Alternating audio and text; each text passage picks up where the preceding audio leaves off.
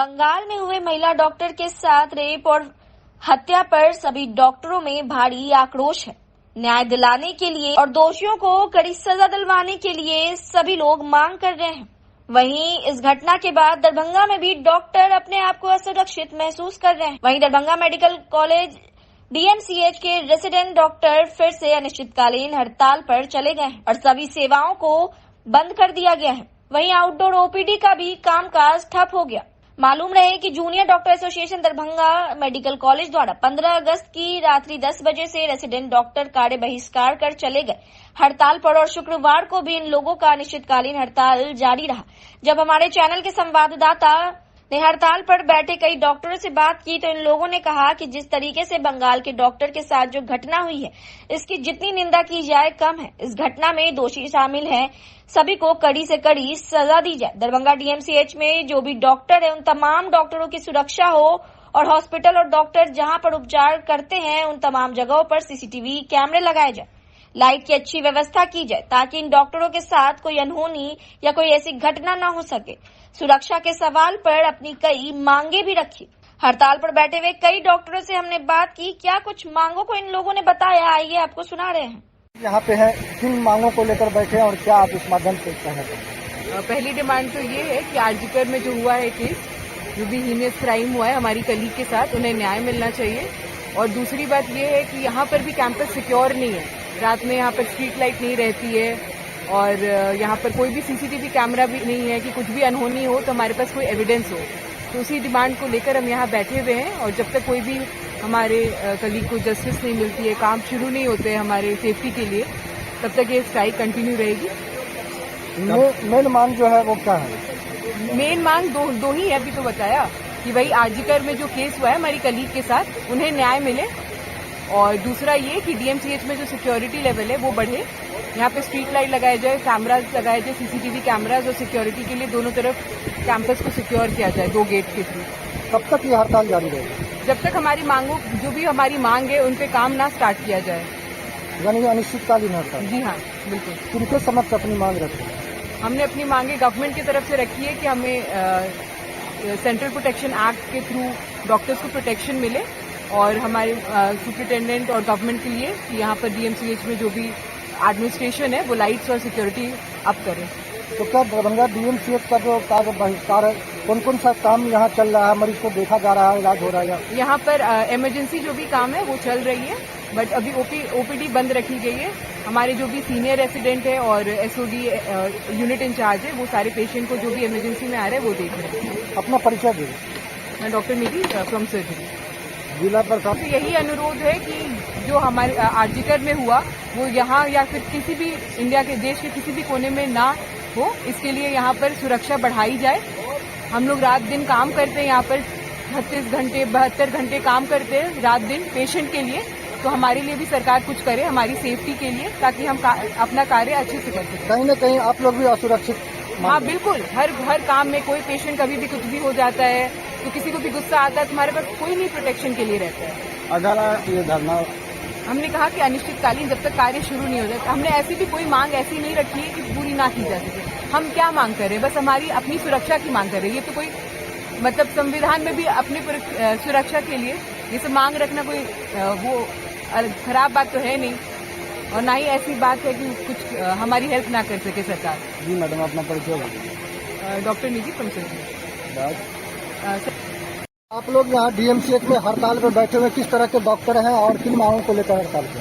हम लोग junior resident doctor हैं। यहाँ पे जो आरजीकर मेडिकल कॉलेज में जूनियर रेसिडेंट डॉक्टर के साथ जो घटना हुआ, पहले वहाँ कॉल अटेंड करने गए, ड्यूटी पे थे, उनके साथ रात में ना कोई सिक्योरिटी था ना कुछ था, तो वहाँ पे उनके साथ हत्या कर दिया गया उनको। इसके लिए हम लोग स्ट्राइक पे बैठे हुए हैं। इस माध्यम क्या मांग करते हैं? हम लोग सरकार से यही मांग करते हैं कि उनको न्याय मिले पहले तो, जो कि सबसे जरूरी है। आरजीकर में फिर नेक्स्ट आरजीकर के बच्चे जब हड़ताल पे बैठे तो उनके साथ मॉब आया और उनको इमरजेंसी में तोड़फोड़ किया। ये सब चीज़ पे अच्छे से निष्पक्ष जांच हो और दूसरा सीपीए सेंट्रल प्रोटेक्शन एक्ट लागू किया जाए। सुरक्षा और सेफ्टी की बात करें आप डॉक्टरों की, तो किस तरह की आप लोग मांग करते हैं? सुरक्षा के लिए तो वही सेंट्रल प्रोटेक्शन एक्ट जो होता है वो लागू किया जाए। और सबसे पहले तो जरूरी चीज है कि उसमें आरजीकर वाला जो मैटर है उसका निष्पक्ष जांच किया जाए और उसमें जो भी दोषी पाए जाए उनको कड़ी से कड़ी सजा मिलनी चाहिए। क्या?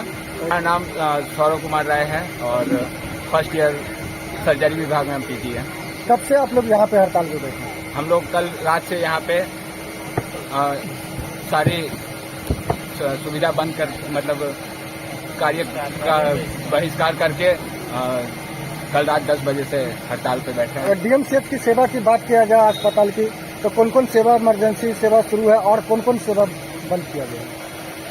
डीएमसीएच में जूनियर रेसिडेंट द्वारा सारा इमरजेंसी सेवा तक कार्य बहिष्कार किया गया है। इमरजेंसी सेवा का भी कार्य बहिष्कार किया गया है। आप लोग स्ट्राइक पर बैठे हुए हैं, किस तरह के आप लोग डॉक्टर हैं और किन बातों को लेकर स्ट्राइक पर बैठे हुए हैं? ये सबसे पहले तो मैं आपके माध्यम से ये बताना चाहता हूँ, ये स्ट्राइक जो है यहाँ पर के जो रेसिडेंट डॉक्टर्स एसोसिएशन है, जो पीजी डॉक्टर्स हैं, उनका जो एसोसिएशन है उस तरफ से ये स्ट्राइक है। और शायद अब सारे पूरे देश को मालूम है कि आरजीकर मेडिकल कॉलेज कोलकाता में क्या हुआ है। तो हमारी जो स्ट्राइक है उसका सेंट्रल एजेंडा 2 एजेंडे हैं। जो पहला एजेंडा जो सेंट्रल एजेंडा है वो ये है कि आरजीकर में जो हुआ है, जो कल्प्रिट्स हैं उनको कड़ी से कड़ी सजा और जल्दी से जल्दी दी जाए, ठीक है। और दूसरा जो एजेंडा है वो ये है कि जो बाकी वर्क प्लेसेज हैं डॉक्टर्स के उनको सिक्योर किया जाए, ठीक है। देखिए, ये जो घटना है रेप की घटना जो है, ये महज एक रेप की घटना नहीं रह गई थी। सबसे पहले इसको आप ये समझिए कि ये रेप हुआ कहाँ, ये उसके वर्क प्लेस में वो जो डॉक्टर चली गई बेचारी, वो अपनी ड्यूटी पे थी, वो ड्यूटी पे उसके साथ रेप हुआ है। तो और सेफ्टी कहाँ बच जाती है? कहीं नहीं बचती है सेफ्टी, ठीक है। दूसरी चीज़ ये है कि जो लोग प्रोटेस्ट कर रहे थे जस्टिस के लिए, उनके ऊपर एक भीड़ आती है और वो अटैक करती है ना। तो जस्टिस के लिए लोग प्रोटेस्ट भी करना जो है वो कितना खतरे से खाली नहीं है। तो आप घटने के मैग्नीट्यूड को समझिए कि ये सिर्फ रेप नहीं रह गया है ना। हम लोग अपने लिए डरे हुए हैं, जितने भी डॉक्टर्स हैं वो सारे अपनी खुद की सिक्योरिटी के लिए डरे हुए हैं, ठीक है। और अगर वर्क प्लेस में सेफ नहीं है तो और कहाँ सेफ है? इन सब बातों को ध्यान में रखते हुए ये जो स्ट्राइक है ये शुरू की गई है। और डीएमसीएच, पीएमसीएच, बाकी भी जो कॉलेजेस हैं, सारे कॉलेजेस की तरफ से ये स्ट्राइक है। हमें अपने न्यायपालिका पे भरोसा है, ठीक है, कि वो जल्दी से जल्दी जो है जो इसका संज्ञान लेंगे। और हम यही चाहते हैं, कोई पॉलिटिकल एंगल नहीं है इसमें।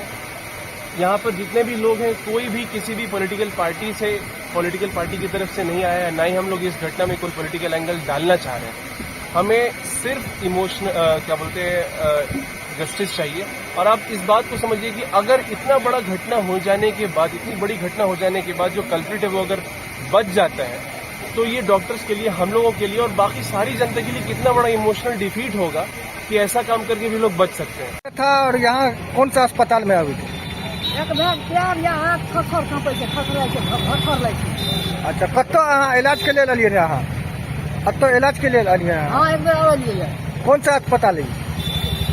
नाम जाने डीएमसीएच बोलिए ना। डीएमसीएच। अच्छा, की अहाँ अस्पताल की पता चल रहा है? इलाज करवावे लगे। अच्छा, की इलाज भेलै? हड़ताल से की बजले तो की जानकारी मिलले? हड़ताल से बंद से। अच्छा, तो अब की करबै यहाँ? घर देबै। की नाम भेले आके? सुदामा देवी। क्या जानकारी मिला यहाँ? इन्हीं के साथ आए हड़ताल है। अच्छा, क्या कहा गया? हड़ताल है, बंद है, जाइए आप लोग। यानी इलाज बारी नहीं हुआ? नहीं। कहाँ से आए, कौन जिला से? सुपौल जिला से आए। तो अब क्या करेंगे? जी, वापस घर जाएंगे। क्या नाम हुआ आपका? रामकिशोर मंडल। इलाज कराने के लिए आए थे, तो हड़ताल है, अभी कुछ नहीं हो रहा। कहाँ आए थे? कौन हॉस्पिटल कौन सा है ये? डीएमसीएच। अच्छा, किस लिए आए थे? कौन सा बीमारी है? बीमारी है जो इसको एक तरह के जो पैर जो है ना, यहाँ से यहाँ तक थर करता है। तो यहाँ हड़ताल है, क्या जानकारी मिला आपको? उसको मैडम जो है कोलकाता में उसको मार दिया है, उसी लिए हड़ताल किया। अच्छा, तो क्या बताया गया, कब तक हड़ताल रहेगा, कुछ नहीं बताया गया? कोई कारण नहीं बताया। अच्छा, कहाँ से आए आप? सुपौल जिला से। सुपौल से आए? इससे पहले भी डीएमसीएच आए थे या पहली बार आ रहे हैं? इससे पहले भी आई। तो हड़ताल है, अब क्या करेंगे? फिर बाद में आएंगे, हड़ताल कितने का कर देंगे। अब वापस कहाँ जा रहे हैं? घर जा रहे हैं। क्या नाम हुआ? सूरज मंडल। जिला अधिकारी दरभंगा अपने कार्यालय कक्ष में जनता के दरबार में पड़ी वर्दियों से घंटों मुलाकात कर उनकी समस्याओं को सुना और शीघ्र निवारण करने के लिए निर्देश अधिकारियों को दिए।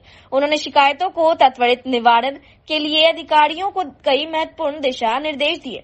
जिला अधिकारी प्रत्येक सप्ताह प्रत्येक शुक्रवार को अपने कार्यालय कक्ष में 1 बजे दोपहर से आए हुए फरियादियों की शिकायतों को बड़े धैर्य के साथ सुनते हैं और उसके निवारण के लिए हर संभव प्रयास करते हैं। आज 55 से अधिक फरियादी अपने आवेदन के साथ उपस्थित हुए, जिसमें 13 आवेदनों को ऑन स्पॉट निष्पादन किया।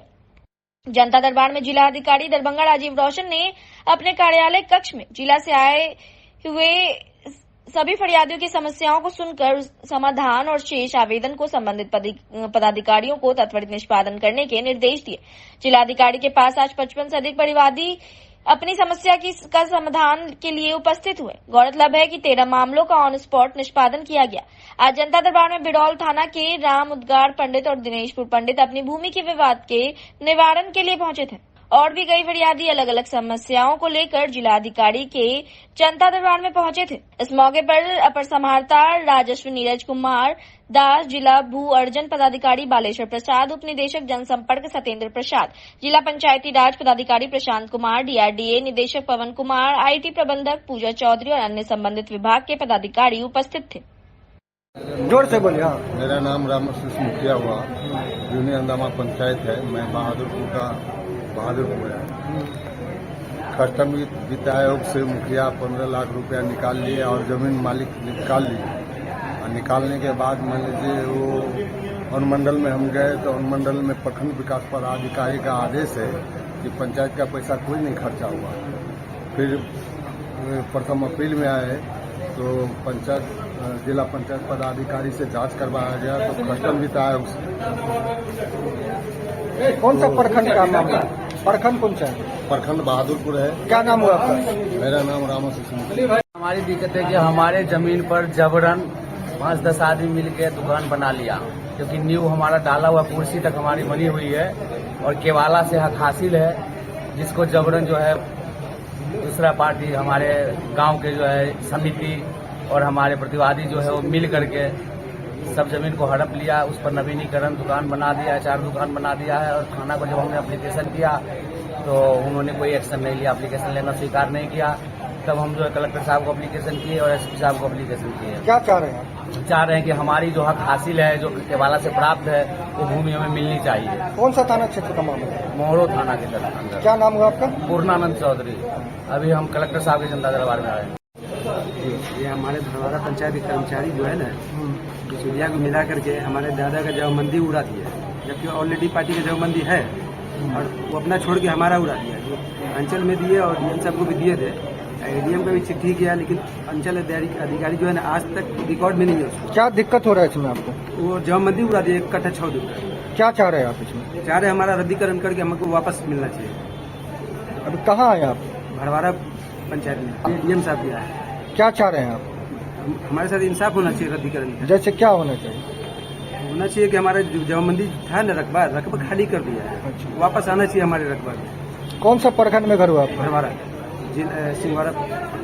क्या नाम हुआ आपका? मोहम्मद महफूज। हमारे पास दिक्कत है कि जमीन हमारा हाथ से रजिस्ट्री किया हुआ है और हमारे पटीदार जो है सो 5 भाई बदमाशी करके वो कब्जा कर लिया है और कहता है कि जीओ से लिखवा लिया कि मेरा ही जमीन है, जबकि मेरा ऑनलाइन 50 कागज है 80 से लेके अभी तक, और उसके माई को भी नाम हम दे ले हैं। और बाद उसको दादा का जमीन बनाता है। कौन सा प्रखंड का मामला है? कौन सा प्रखंड में ये? कहाँ घर पड़ता है? प्रखंड बहेरी। अच्छा, अभी अब हाँ, कलेक्टर साहब के जनता दरबार। क्या चाह रहे हैं न्याय के रूप में? कारण यही है कि जो है जो गलत ढंग से अपना एलपीसी बना दिया है और जो है हमसे ये सारा चीज कागज अपना भाई भतीजा और अपना माता के नाम से ही सब चीज कागज। क्या नाम हुआ आपका? नाम क्या हुआ आपका? नाम नरसिंह लाल देव हमारा नाम। इंडियन मेडिकल एसोसिएशन दरभंगा में एक प्रेस वार्ता का आयोजन किया गया। शुक्रवार को आयोजित प्रेस वार्ता में डॉक्टर हरि दामोदर सिंह और डॉक्टर अमिताभ सिन्हा और डॉक्टर शीला साहू ने संयुक्त रूप से मीडिया से बात करते हुए कहा कि आरजी आरजीकर मेडिकल कॉलेज की ट्रेनी डॉक्टर से विभत्स बलात्कार और नृशंस हत्या से देश भर के चिकित्सा समुदाय के साथ दरभंगा के समस्त चिकित्सक दुखी और क्षुब्ध हैं। 13 अगस्त को अभूतपूर्व कैंडल मार्च के द्वारा आरजीकर और देश भर के रेजिडेंट डॉक्टर छात्रों के साथ इन्होंने अपनी एकजुटता दिखाई और शोक व्यक्त किया। 14-15 अगस्त की रात्रि जिस तरह से दंगाइयों ने आरजीकर के छात्रों के ऊपर आक्रमण किया और यहां तोड़फोड़ मचाई, उससे पूरे देश के चिकित्सक और भी उद्वेलित हैं। सेंट्रल आईएमए के आह्वान पर देश भर के चिकित्सकों के साथ दरभंगा की भी सभी चिकित्सक और दरभंगा चिकित्सा महाविद्यालय एवं अस्पताल में कार्यरत सभी चिकित्सक 17 अगस्त शनिवार सुबह 6 बजे से 18 अगस्त रविवार शाम सुबह 6 बजे तक गैर आकस्मिक कार्यों का बहिष्कार करने का निर्णय लिया है। वहीं आयोजित प्रेस वार्ता में डॉक्टर ने अपनी कई मांगों को भी रखा। इन मांगों में थे कि आपराधिक समूह की पहचान कर ऐसी कड़ी सजा दी जाए जो एक मिसाल बने ताकि ऐसे अपराधों पर रोक लग सके। ड्यूटी के दौरान जान गंवाने वाले चिकित्सकों को शहीद का दर्जा दिया जाए। मेडिकल प्रोटेक्शन एक्ट को अविलंब लागू किया जाए। परिसर में समुचित सीसीटीवी कैमरों और इमरजेंसी के नजदीक पुलिस पिकेट की व्यवस्था की जाए। दरभंगा चिकित्सा महाविद्यालय और अस्पताल परिसर को अतिक्रमणकारियों से मुक्त किया जाए और सार्वजनिक रास्तों को बंद कर 4 दीवारी से घेर सुरक्षित की जाए। परिसर की शुरुआत में लगे कर्मियों की गुणवत्ता की जांच कर सक्षम कर्मियों को लगाया जाए। न्यूज समाचार पत्रों से जानते हैं कि 9 अगस्त को आरजीकर मेडिकल कॉलेज कलकत्ता में एक सेकेंड ईयर चेस्ट मेडिसिन की पीजी के साथ उसका बलात्कार के बाद निर्मम हत्या किया गया। उसका विरोध चल ही रहा था।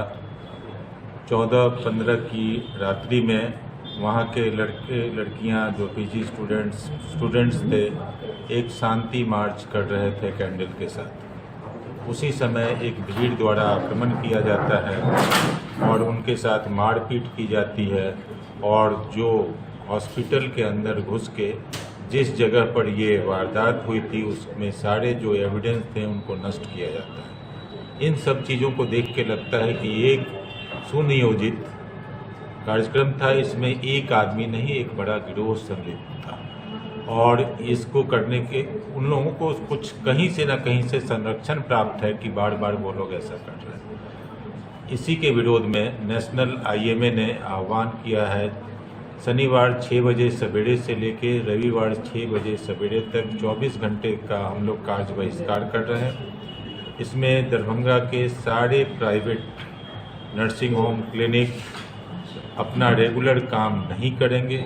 अगर कोई इमरजेंसी मरीज आती है और उसको प्राथमिक उपचार करने की ज़रूरत है, जिसको न करने पर उसकी जान जा सकती है, तो वो काम केवल इमरजेंसी काम किया जाएगा। उनका क्लिनिक बंद रहेगा, कोई रेगुलर काम नहीं होगा। हमारे यहाँ एक मेडिकल कॉलेज भी इस शहर में है, दरभंगा मेडिकल कॉलेज, जहाँ के भी स्टूडेंट्स, पीजी स्टूडेंट्स दिन रात काम करते हैं और आज के परिप्रेक्ष्य में मेडिकल कॉलेज में 50% या उससे ज़्यादा लड़कियां आती हैं जो 24 घंटे ड्यूटी करती हैं और इस मेडिकल कॉलेज को एक अपना बाउंड्री वॉल नहीं है। आने के 72 रास्ते हैं, जाने के 72 रास्ते हैं, जो कहीं से कोई भी घुस सकता है और ये बिल्कुल असुरक्षित है। तो हमारा डिमांड है कि इस मेडिकल कॉलेज में भी एक 4 दीवारी बाउंड्री वॉल हो, जिसका एक गेट हो जिसको कोई भी सुरक्षा के दृष्टि से वहाँ पे आदमी रखा जा सके, जिससे वो सुरक्षित रहे कैंपस। इसके अलावा प्रॉपर लाइटिंग हो। पूरा कैंपस अतिक्रमणकारियों से भरा पड़ा है। वो रोड्स हों, अस्पताल के बिल्डिंग के बगल की जगह हों, झुग्गी झोपड़ी हो, ये अस्पताल के इमरजेंसी के बगल में तरह तरह के कैंटीन दुकान लगे हुए हैं, जिनको हटाने का बार बार प्रयास किया गया लेकिन नहीं हट पाया। मरीज की परेशानी का तो हम लोग पूरा ख्याल रखते हैं। हम लोग जब तक खुद ही सुरक्षित नहीं रहेंगे, हम रहेंगे तब तो मरीज का कोई सेवा करेंगे। अब हालात ये आ गए हैं कि हमारे अस्तित्व को ही खतरा है। आप लोग ने सुना होगा कि आरजीकर मेडिकल कॉलेज में कैसे एक सेकेंड ईयर पीजी स्टूडेंट के साथ बलात्कार करके उसको नृशंस हत्या किया गया। मैंने इतना ब्रुटैलिटी उसके साथ हुआ, इस तरह का इंजरी था जो कि आदमी मैंने इमेजिन भी नहीं कर सकता है कि किसी आदमी के साथ कोई ऐसा कर सकता है। अब उसके बाद भी हम लोगों ने ये सीबीआई का मांग करते हुए कलकत्ता में स्ट्राइक हुआ और कोर्ट के द्वारा सीबीआई इंक्वायरी का ये कर दिया गया। फिर हम लोगों ने सोचा कि अब तो हो गया, सीबीआई इंक्वायरी करेगी, हम लोग अपना स्ट्राइक वापस लेते हैं। एक कैंडल मार्च वहाँ के स्टूडेंट्स ने रात में निकाला और बीच मध्य रात्रि 12 बजे के आसपास ट्रक में भर भर के लोग गुंडे आए और उनका बुरी तरह उनके साथ दुर्व्यवहार, मारपीट, तोड़फोड़, जितना भी मेडिकल कॉलेज का जो जिस रूम में ये घटना घटी थी उस निर्भया के साथ या अभया आजकल उसको बोला जा रहा है, उस रूम तक को उन्होंने तोड़फोड़ करके जितने सारे एविडेंस को मिटाने का कोशिश किया। इसमें जैसा खबर आ रहा है कि कुछ बड़े लोगों का, कुछ पॉलिटिशियंस के बच्चों का हाथ है, जिसके लिए ये एविडेंस को डिस्ट्रॉय किया जा रहा है कि सीबीआई उसके तह तक नहीं पहुंची। हम लोगों ने ये बंद करने का आईएमए की तरफ से ओपीडी और रूटीन वर्क बंद करने का आह्वान है। आईएमए ने इमरजेंसी बंद करने का आह्वान कहीं नहीं दिया है, ये नेशनल लेवल का है। लेकिन जूनियर डॉक्टर एसोसिएशन इतने उत्तेजित हैं और अपने अस्तित्व के लिए लड़ रहे हैं, उन्होंने निर्णय लिया है कि हम इमरजेंसी वर्क का भी 24 घंटे का बहिष्कार करेंगे। अब हम लोग अगर 24 घंटे में बात कुछ संभल गई तब तो ठीक है, नहीं तो फिर आईएमए अपना इमरजेंसी मीटिंग करके इसको नया रूपरेखा देने का कोशिश करेगा, जिससे कि रोगी को बहुत ज्यादा कोई तकलीफ नहीं हो पाए। सर, बात करेंगे दरभंगा मेडिकल कॉलेज का, इसका पूरा कैंपस, इसकी पूरी प्रॉपर्टी एक तरह से खुली हुई है, लगातार यहाँ पे गाड़ियां भी चोरी होती है, कई सारे नशाखोर लोग घूमते हैं। क्या सरकार से, राज्य सरकार और केंद्र सरकार से कभी आप लोग मांग क्यों नहीं करते कि जो डीएमसीएस की एग्जैक्ट प्रॉपर्टी सेक्टर है 273 इसको कैंपस में हम लोगों ने इसका ज्ञापन एक सुपरिटेंडेंट के यहाँ दिया है कि पूरा कैंपस को बाउंड्री से घेरा जाए। अनऑथराइज जितने भी अंदर में दुकान हैं और क्या कहते हैं एम्बुलेंस लगे रहते हैं या अनऑथराइज कैंटीन खुले हुए हैं, उन सबको बंद कराया जाए। अभी आज एक दो दिनों के अंदर में कुछ अतिक्रमण को हटाया भी गया है, लेकिन वो हटने के 2-4 दिन के बाद पुनः आके लगा देते हैं। यानी प्रशासन पूरी तरह से लचक है। तो प्रशासन का तो अलग अलग महकमा में आपस में कोई कोऑर्डिनेशन ही नहीं है। हम लोग यहाँ आज़ादी के 78वें साल में हैं और मैं कहना चाहूँगी कि क्या हम लोग, हमारी बेटियाँ आज़ाद हैं, सुरक्षित है। अभी जो आपने घटनाक्रम 9 अगस्त का आप लोग जान रहे हैं, आरजी मेडिकल कॉलेज का पीजी चेस्ट मेडिसिन की जो पीजीटी थी, उसके साथ क्या दर्दनाक हादसा हुआ। हम लोग सुरक्षित नहीं हैं। क्यों सुरक्षित नहीं है? राष्ट्र ने हमें नारा दिया बेटी बचाओ बेटी पढ़ाओ, हमने बेटी पढ़ाया लेकिन बेटी बचाया तो नहीं। आज नारा ये होना चाहिए बेटी पढ़ाओ एंड बेटी बचाओ। और एक ज्वलंत क्वेश्चन है मेरा समाज के नाम पे, राष्ट्र के नाम पे, बेटी पढ़ाओ एंड बेटी बचाओ। बाकी तो आपने सब पॉइंट सुना ही। आईएमए प्रेसिडेंट से उतना सुरक्षात्मक कदम उठाना है और मैं इसी के साथ अपना वक्तव्य खत्म कर देती हूँ। धन्यवाद। मेरा नाम डॉक्टर शीला साहू है, मैं विभागाध्यक्ष फिजियोलॉजी विभाग की हूँ और आईएमए के लेडीज विंग का चेयरपर्सन हूँ। और प्रत्येक शुक्रवार की तरह शुक्रवार को भी दरभंगा के वरीय पुलिस अधीक्षक का जनता दरबार का दिन था। वहीं इस मौके पर दरभंगा जिला के विभिन्न थाना क्षेत्र से अच्छी संख्या में फरियादी पहुंचे थे। आए हुए तमाम फरियादियों को बारी बारी से बुलाकर उनकी समस्याओं को सुना गया। पुलिस उपाधीक्षक दरभंगा कुमार धर्मेंद्र सिंह के द्वारा और उचित कार्रवाई के लिए आश्वासन भी दिया गया। अधिकतर मामला जमीनी विवाद से संबंधित शिकायत लेकर फरियादी पहुंचे थे। कई फरियादियों से हमने बात की, क्या कुछ कहा उन्होंने, आइए आपको सुनाते हैं। हम आए हैं, हमारा भाभी जो है ना झूठ मूठ का मोट का हमारा नाम दे दिया है केस में, वही नाम कटवाने के लिए आई। हम निर्दोष हैं। क्या मामला हुआ था? उन लोगों को दोनों पति पत्नी झगड़ा हुआ था, दिल्ली में शादी कर गया। दिल्ली से भाग के गाँव आ गया, वो केस कर दिया, हम लोगों को नाम दे दिया। आपका नाम दे दिया, झूठा फंसा दिया? हाँ, झूठा फंसा। ननद है, हम लोग अपना गरीब अपना बिहार में रहते हैं। एसपी यहाँ आए। क्या चाह रहे हैं? नाम कटवाने के लिए। हम तो निर्दोष है ना। कौन सा थाना क्षेत्र का? बहेरा थाना से। शादी को क्या दिक्कत, क्या सारा मामला?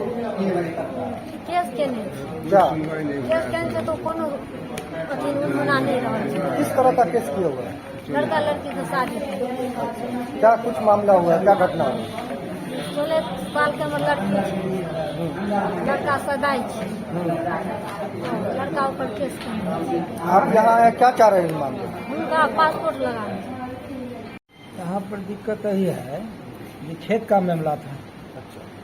और लड़की को 2.5 महीना पहले 3 महीना पहले लड़की का ऑपरेशन मतलब अपहरण कर दिया। राम विनोद अपना लड़की को अपना ही क्या सारा घटना मामला है? अपना ही गुम कर दिया। खेत का मामला में झगड़ा 2.5 महीना 3 महीना के बाद में सियाराम। हाँ जी, मेरे बचवा को मेरे जमीन हड़प लिया हुआ है और मेरे पर केसो भी किया। कौन लोग आपका जमीन हड़प? मेरे जाने पर ईंटा उठा के मारता है, जाने नहीं देता घर में। कौन लोग हड़प लिया जमीन? सुंदरपुर बेला में। कौन लोग? हाई स्कूल का। तो यहाँ अभी कहाँ हैं आप? हाँ, राजकुमार पासवान। अभी जो है सो हमारे बेटा जो रहते हैं एसपी साहब के यहाँ। डीएम साहब के यहाँ पटिशन दिए, डीएम साहब के आके एसपी साहब के यहाँ भेजे। एसपी साहब यहाँ गए तो वहाँ से कहता है ऑफिस में दिया, ऑफिस पता नहीं लग रहा। कौन सा थाना क्षेत्र में घर है? यूनिवर्सिटी थाना। क्या नाम हुआ आपका? काजी पासवान। शनिवार 14 सितंबर को दरभंगा, बेनीपुर और बिरौल न्यायालय परिसर में आयोजित होने वाले राष्ट्रीय लोक अदालत के सफल आयोजन को मद्देनजर जिला और सत्र न्यायाधीश सह अध्यक्ष जिला विधिक सेवा प्राधिकार विनोद कुमार तिवारी की अध्यक्षता में बैंक अधिकारियों के साथ बैठक आयोजित की गई। जिला और सत्र न्यायाधीश ने सभी अधिकारियों से कहा कि समय से पक्षकारों को नोटिस करना सुनिश्चित करें, जिससे से अधिक मामलों का निवारण राष्ट्रीय लोक अदालत में किया जा सके।